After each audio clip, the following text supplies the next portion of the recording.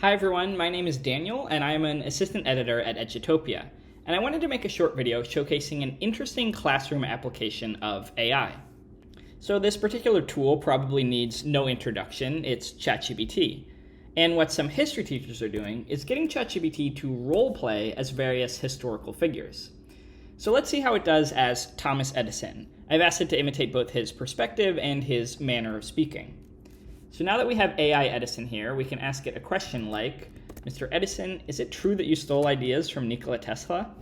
And it says, we're diving into the annals of invention and rivalry. Let me clarify. A complex relationship, differing visions.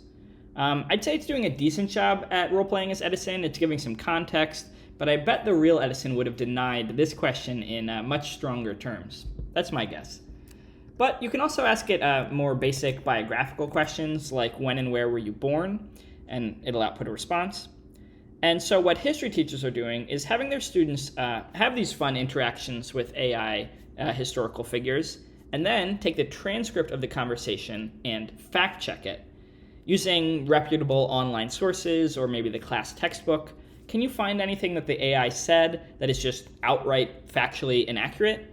Or maybe did it misrepresent something that the real historical figure would have believed or a perspective that they would have held? Which really gets students to engage in critical thinking. Now, you can do something similar in English classes as well. You can have ChatGPT output a bit of text that is comparable to a famous work of writing. So in this case, I asked it to write a sonnet comparing a romantic partner to nature, which is comparable to Shakespeare's famous Sonnet 18, Shall I compare thee to a summer's day? So ChatGPT gives us a poem. It begins, in fields where golden sun and shadows play, thy love doth bloom like flowers in the spring, etc.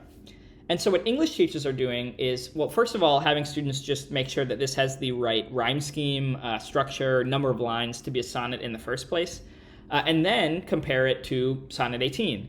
Even though they're dealing with very similar subjects, and even though they're both sonnets, they are very different most likely in their word choice, in the analogies that they're using, which helps students deepen their understanding of tone and style, and why some authors like Shakespeare have gone down in history for having a beautiful style, and others like ChatGPT tend to fall a bit more flat.